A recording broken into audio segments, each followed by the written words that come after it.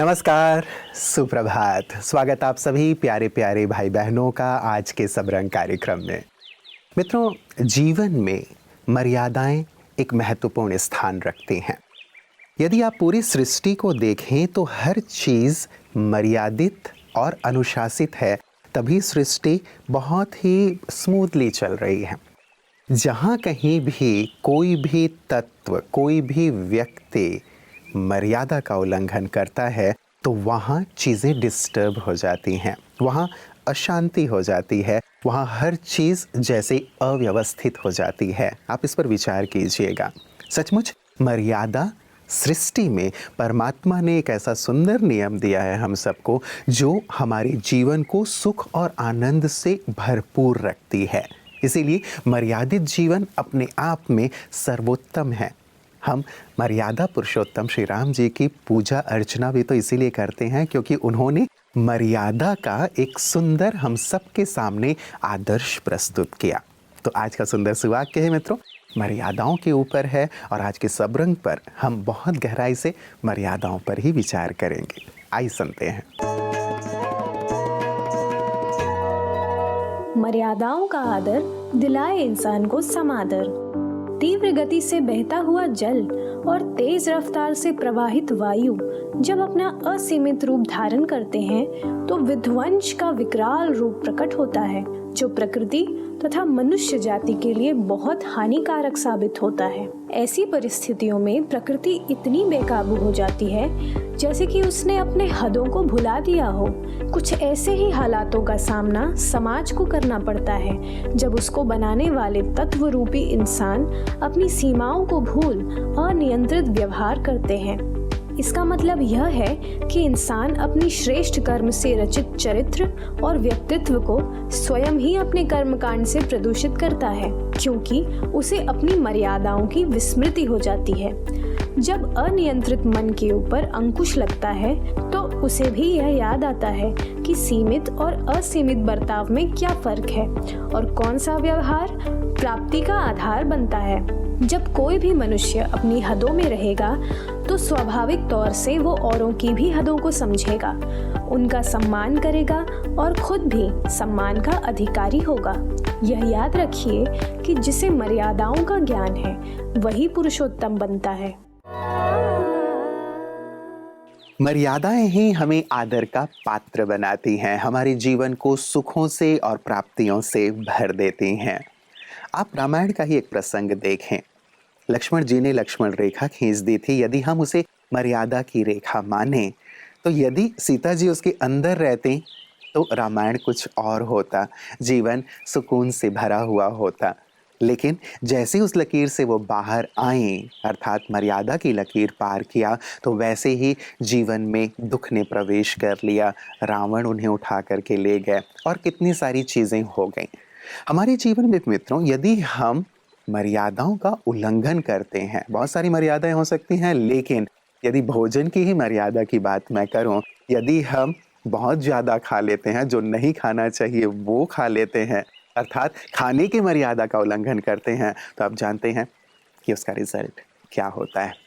और यही कारण है कि हम आपकी सेहत आपके हाथ में ऐसी सुंदर बातें लेकर के आते हैं कि आप अपनी सेहत का ध्यान रखें और भोजन और स्वास्थ्य की मर्यादाएं क्या हैं उनसे भी आप भिज्ञ हों। आइए आज देखते हैं कि हमारे इस पिटारे में क्या है। नमस्कार। पीच आड़ू वो एक ऐसा फल है, आपको आश्चर्य होगा।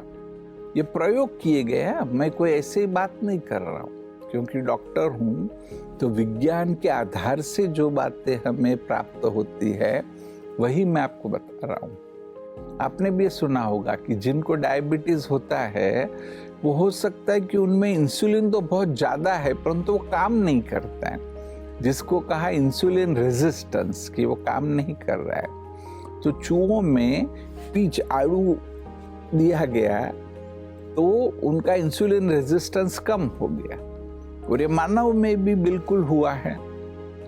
आप पीच का सेवन जब जब भी संभव हो अगर करते रहो तो इंसुलिन रेजिस्टेंस भी कम होगा। ब्लड शुगर को कंट्रोल करने में भी हेल्प करेगा, और फायदे तो है ही है। उसमें जो अलग अलग माइक्रो न्यूट्रिएंट्स है, फाइटोकेमिकल्स है, वह तो मदद करते ही करते हैं। और क्योंकि थोड़ा स्वीट है तो आपको सेटिस्फेक्शन का भी अनुभव होता है। तो ऐसे जिनको हाई ब्लड प्रेशर है उनके लिए भी ये बहुत ही अच्छा है। इससे जो लीवर है उसका फंक्शन भी अच्छा होने लगता है। जो ब्रेन की बीमारियां हैं, अल्जाइमर आदि, उसको प्रिवेंट करने में भी ये मदद करता है। ओम शांति। मित्रों, किसी ने कहा है कि कुछ भी वास्तविक नहीं होता जब तक कि उसे अनुभव न किया जाए, और हम भी ऐसे सुंदर अनुभवों को लेकर इसीलिए विशिष्ट जन की बातें विशेष में आपके सम्मुख आते हैं, क्योंकि सारे अनुभव हम स्वयं नहीं कर सकते, लेकिन हमारे विशिष्ट जनों ने अपने जीवन में बहुत गहराई से बहुत बसंत देखे हैं और अपने क्षेत्र में भी उन्होंने बहुत सारे कार्य किए हैं, अपने मूल्यों को साथ लेकर, आध्यात्म को साथ लेकर, और इसी के सुंदर अनुभवों को हमारे साथ साझा करते हैं विशिष्ट जन की बातें विशेष में। आज हमारे साथ हैं श्री संतोष भारतीय जी, जो कि चौथी दुनिया के एडिटर इन चीफ हैं। नई दिल्ली से हमारे बीच पधारे हैं। आइए सुनते हैं। अब मैं यहाँ का अनुभव आपको बताता हूँ। जब उनके पास गया मैं, तो उन्होंने देखा मुझे और चेहरे पर बहुत हल्की सी मुस्कुराहट। मैं झुका, उन्होंने सर पे हाथ रखा, थपथपाया सर पे। तो मुझे लगा कि लग रहा है सारी दादियों का आशीर्वाद मिल गया। फिर उन्होंने दोबारा सर के ऊपर हाथ रखा, तिबारा रखा, और जब 3 बार रखा तब मुझे लगा, और जिस तरीके से वो मुस्कुरा रही थी, क्या बच्चे की मुस्कुराहट होगी, शुद्ध, निश्चल, निष्पाप मुस्कुराता हुआ चेहरा, सर के ऊपर हाथ। वो देख के, अब कहा उन्होंने कुछ नहीं, पर वो जो फील हुआ उनके अंदर से, जो अपनापन निकल के मेरे पास तक आया, उसने मुझे एक तरीके से अभिभूत किया।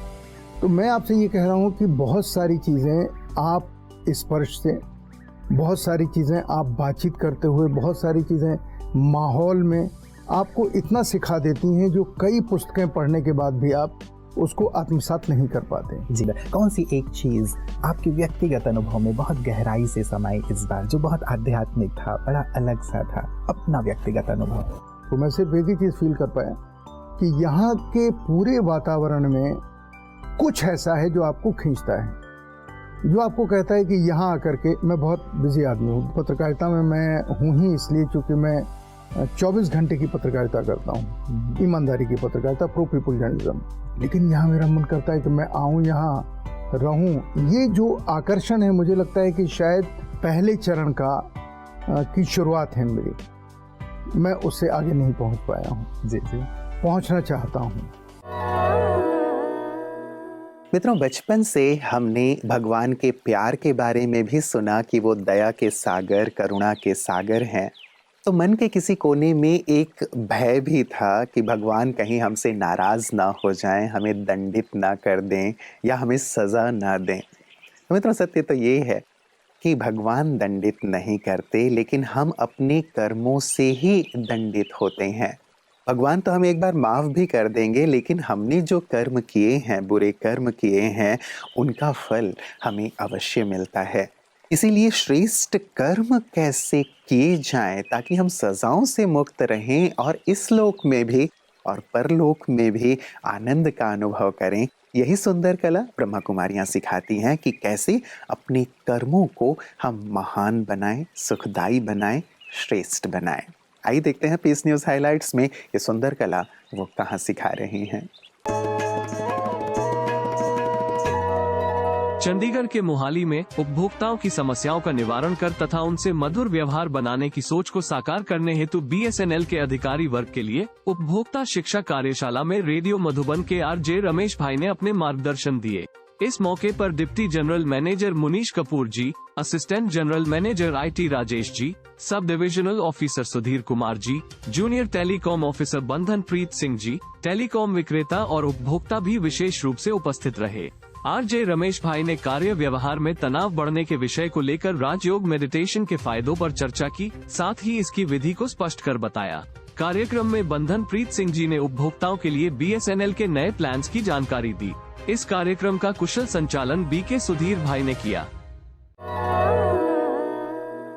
मित्रों, किसी प्रभु प्रेमी ने एक बहुत प्यारी सी बात कही है कि यदि ईश्वर पर विश्वास है तो भय और चिंता कैसा, और यदि भय और चिंता है तो ईश्वर पर विश्वास कैसा। सचमुच बहुत ही गहन सी बात है ना। यदि जीवन में परिस्थितियां और बातें आ जाती हैं, तब भी यदि हम ईश्वर पर विश्वास रखते हैं तो सचमुच वो विश्वास हमें उन परिस्थितियों से सहज रूप से बाहर निकाल देता है। और यदि हम डगमगा जाते हैं, परेशान हो जाते हैं कि क्या होगा, कैसे होगा, तो हम और भी ज़्यादा उस दलदल में फंसते चले जाते हैं। विश्वास रखें, जो चीज़ आई है वो चीज़ जाएगी भी। बस मुझे ध्यान देना है कि मैं अपने कर्मों को सुंदर बनाए रखूं, अपने विश्वास को अटल बनाए रखूं और साथ ही अपने जीवन को मर्यादित रखूं।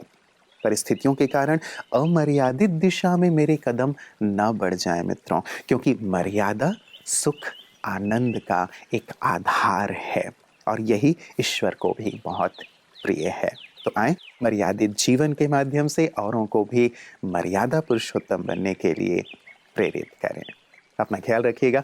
कल पुनः इसी वक्त आप सबसे पुनः मुलाकात होगी। नमस्कार। ओम शांति।